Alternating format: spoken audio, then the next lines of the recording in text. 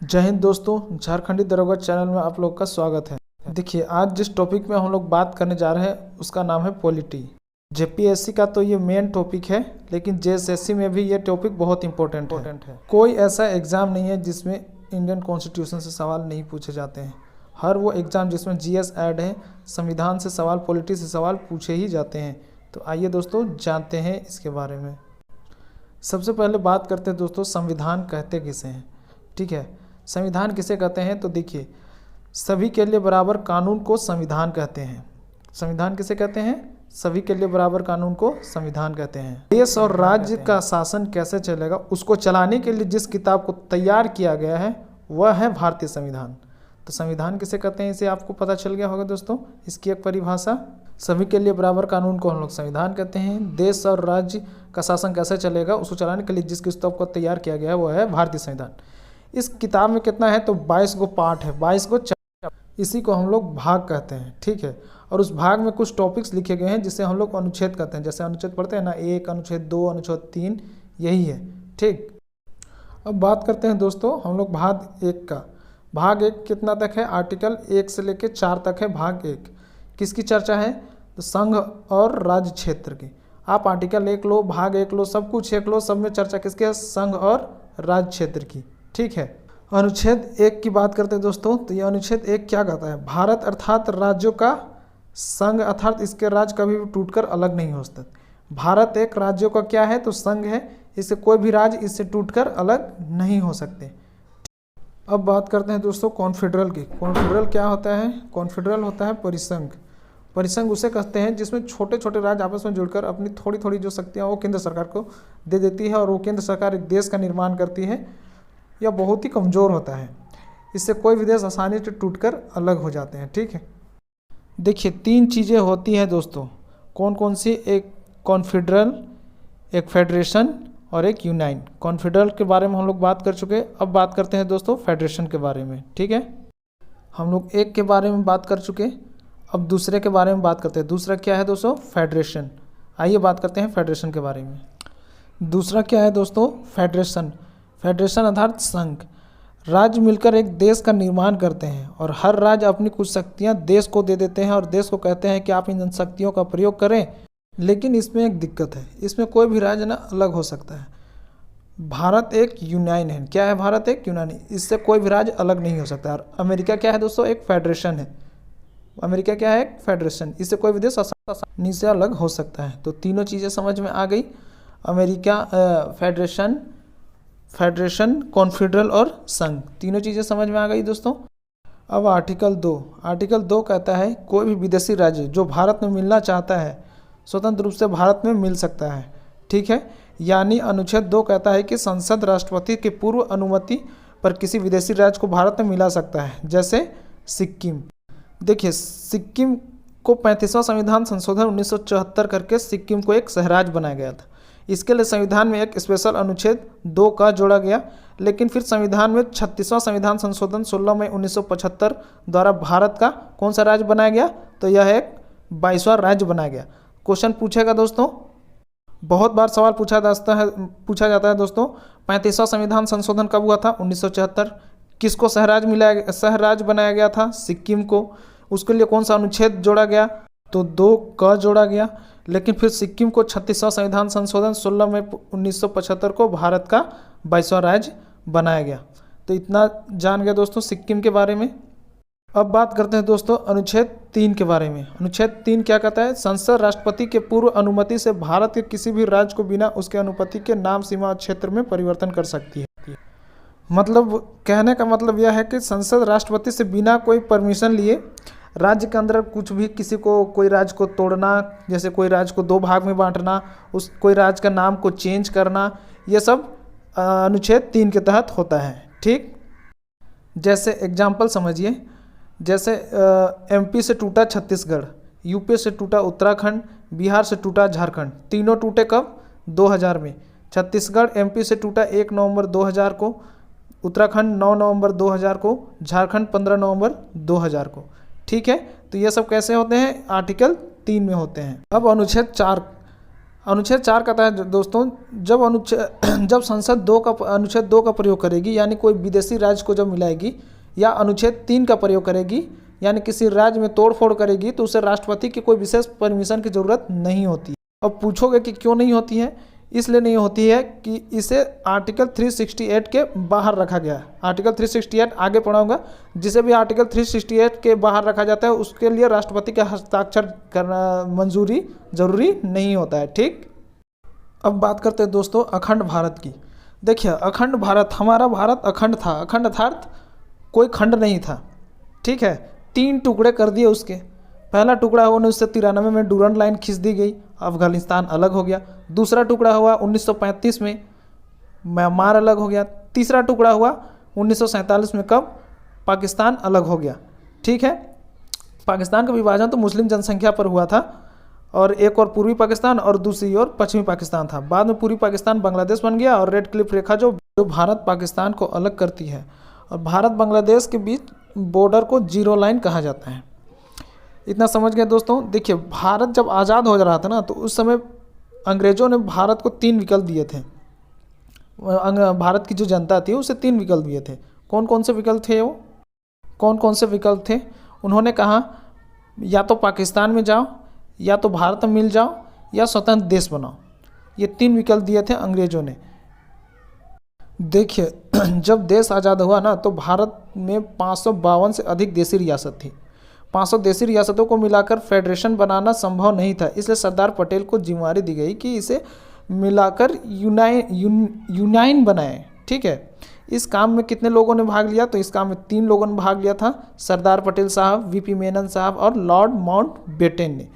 कौन कौन लोग से? 3 लोग थे, सरदार पटेल, वीपी मेनन और लॉर्ड माउंटबेटन।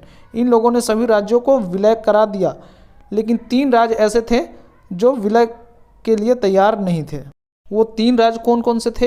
हैदराबाद, जूनागढ़ और जम्मू कश्मीर। हैदराबाद का निज़ाम जो थे वो कहते थे कि हम पाकिस्तान जाएंगे। सरदार पटेल ने वहाँ 17 सितंबर 1948 को पोलो उतार दिया। तो कैसे हैदराबाद को मिलाया गया? ऑपरेशन पोलो के तहत पुलिस की वर्दी में सेना भेज के। किसने भूमिका निभाई थी? तो सरदार पटेल ने भूमिका निभाई थी। दूसरा कौन था दोस्तों? तो जूनागढ़, गुजरात का एक रियासत था, वो जाना चाहता था पाकिस्तान, किंतु सरदार पटेल ने वहाँ जनमत संग्रह कराकर, इसे रेफरेंडम कराकर उसे भारत में मिला गया। तो हैदराबाद में ऑपरेशन पोलो, जूनागढ़ में रेफरेंडम अर्थात जनमत संग्रह कराकर जूनागढ़ को भारत में मिलाया गया। तीसरा क्या था? तो तीसरा था जम्मू कश्मीर। यह जम्मू कश्मीर था, यहाँ की जनता मुस्लिम थी, लेकिन राजा हिंदू हरि सिंह डोगरा शासक थे। उन्होंने कहा कि हम ना भारत में रहेंगे ना पाकिस्तान जाएंगे, हम एक स्वतंत्र देश बनाएंगे। लेकिन क्या हुआ कि 1947 में पाकिस्तान इसमें घुसपैठ करा दिया। वो बचते बचते आए नेहरू के पास और कहने लगे कि हमें बचा लीजिए, बचा लीजिए। नेहरू, जब राजा हरि सिंह को लगने लगा कि अब हम नहीं बचेंगे, तो हरि सिंह ने नेहरू के पास आए और सरदार पटेल से 26 अक्टूबर 1947 को विलय पत्र पर हस्ताक्षर कराकर भारत का अंग बना लिया। इन सभी देशी रियासतों को मिलाकर भारत का एक निर्माण किया गया। इन भारत को 4 राज्यों ABCD में बांटा गया था। ABCD राज्य कौन कौन से थे? आइए जानते हैं। ए में ऐसे राज्य थे जहां सिर्फ अंग्रेज का शासन था, बी वाले में सिर्फ देशी रियासतों का शासन था, और सी में ऐसे बड़े शहर थे जहां अंग्रेज केवल उस शहर पे कब्जा किए थे, और डी केंद्र शासित प्रदेश। तो ये 4 ABCD में बांटे हुए थे। ठीक है, आगे देखते हैं। अब बात करते हैं दोस्तों 2 कमेटियाँ की। 2 कमेटियाँ कौन कौन सी थी? वो एस के धर कमेटी और JVP समिति। एस के धर कमेटी क्या थी? भाषाई आधार पर राज्य के गठन के लिए सबसे पहला 1948 में एस के धर आयोग का गठन किया गया था। कब गठन किया गया था? 1948 में, भाषाई आधार पर राज्यों के गठन के लिए। दूसरी क्या थी? JVP समिति, जवाहरलाल नेहरू, पताभी सीतारामैया, सरदार पटेल। इन्होंने भी भाषाई आधार पर राज्यों का गठन का विरोध किया। 1952 में तेलुगु भाषा के लिए एक अलग राज्य की मांग करते हुए पेट्टू श्री रामलू भूख हड़ताल पर बैठ गए थे। 56 दिन का भूख हड़ताल हुआ, उसके बाद में उनकी मृत्यु हो गई थी। ठीक है, फलस्वरूप ये हुआ कि जनता का विरोध बढ़ गया। 1 अक्टूबर 1953 को मजबूर होकर तेलुगु भाषा के लिए अलग राज्य आंध्र प्रदेश को परिणाम के स्वरूप में गठन किया गया। यह भाषा के आधार पर गठित होने वाला पहला राज्य था कौन? आंध्र प्रदेश। कब हुआ था? 1953 में। ठीक, अब बात करते हैं दोस्तों फजल अली आयोग का। क्या था फजल अली आयोग? फजल अली आयोग था भाषाई आधार पर राज्यों के गठन के लिए 1953 में फजल अली आयोग का गठन किया गया था। इसने अपनी रिपोर्ट 1956 में दिया और भाषाई आधार पर राज्यों को कानूनी मान्यता दे दिया। इस आयोग के फलस्वरूप 7वां संविधान संशोधन 1956 पारित हुआ। इसके बाद ABCD को रद्द करके भाषाई आधार पर 14 राज्य और 6 केंद्र शासित बनाए गए। ठीक है, तो फजल अली आयोग का गठन कब हुआ था? 1953 में। इसने अपनी रिपोर्ट कब सौंपी? 1956 में। क्या था इसका परिणाम? तो 7वां संविधान संशोधन 1956 पारित हुआ। इसके बाद ABCD जो 4 राज्य थे उन्हें रद्द करके 14 राज्य और 6 केंद्र शासित प्रदेश बनाए गए। समझ में आ गया फजल अली आयोग। आगे बात करते हैं दोस्तों पेप्सू के बारे में। पेप्सू क्या था? Patiala and east Punjab state union. Punjab राज्य का पुनर्गठन शाह आयोग की सिफारिश पर हुआ था। 4 भाग में टूटा था। कौन कौन से भाग थे? तो था एक हिमाचल प्रदेश, हरियाणा और एक पंजाब और एक था चंडीगढ़। ठीक है, इस प्रकार भारत एक विशाल साम्राज्य जो सिमट कर इतने में ही रह गया, जिसमें से 28 राज्य 7 केंद्र शासित प्रदेश बन गया। पहले केंद्र में 29 राज्य और 7 केंद्र शासित प्रदेश थे, लेकिन जम्मू कश्मीर से राज्य का दर्जा छीन लिया गया और 28 राज्य बच गए। पहले 7 केंद्र शासित प्रदेश थे, लेकिन जम्मू कश्मीर और लद्दाख 2 केंद्र शासित प्रदेश बना देने से इनकी संख्या कितनी हो गई? 9। फिर एक डिसीजन लिया गया, दादरा और नगर हवेली दोनों को एक कर देते हैं। इसके बाद एक कर दादरा और नगर हवेली को एक कर दिया गया और वर्तमान में 28 राज्य और 8 केंद्र शासित प्रदेश हैं। अब कुछ तथ्य जान लेते हैं दोस्तों। भाषाई आधार पर सर्वप्रथम 1 अक्टूबर 1953 को आंध्र प्रदेश का गठन हुआ। दूसरा है राज्य पुनर्गठन अधिनियम 1956 के द्वारा भारत को 14 राज्य और 6 केंद्र शासित प्रदेशों में बांटा गया। तीसरा है 26वें राज्य के रूप में 1 नवंबर 2000 को छत्तीसगढ़ का गठन हुआ था।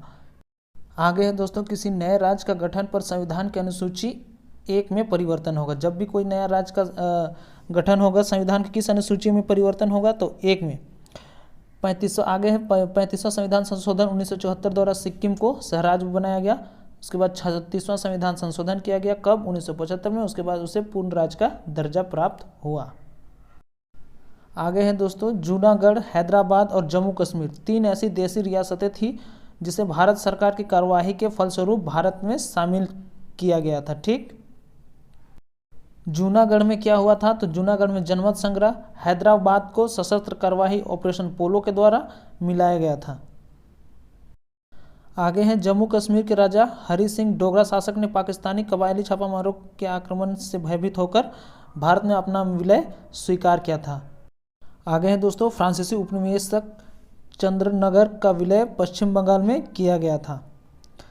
फ्रांसीसी उपनिवेशक चंद्रनगर का विलय किस में किया गया था? तो पश्चिम बंगाल में किया गया था। आगे है दोस्तों मद्रास राज्य के तेलुगु भाषियों के लिए भाषा के आधार पर अंतर राज्य की मांग करते हुए पेट्टू श्री रामुलु की मृत्यु हो गई थी। श्री रामुलु की मृत्यु के बाद प्रधानमंत्री नेहरू ने तेलुगु भाषियों के लिए अलग राज्य आंध्र प्रदेश की घोषणा की थी। आगे क्या था? दिल्ली और जम्मू कश्मीर ऐसे संघ राज्य क्षेत्र हैं जिनका अपना एक उच्च न्यायालय है। ये सारी चीज़ें आप लोग को याद रखनी है। आगे है दिल्ली, पुदुचेरी और जम्मू कश्मीर की विधानसभाएं राज्य सूची और संवर्धित सूची के अधिकांश विषयों पर कानून बना सकती है, परंतु उनकी यह शक्ति पूरी तरह से संसदीय नियंत्रण में है। आगे क्या है दोस्तों? तो NEFA, नेफा का अर्थ क्या होता है? North east frontier agency. अब बात करते हैं दोस्तों कुछ क्वेश्चन आंसर की।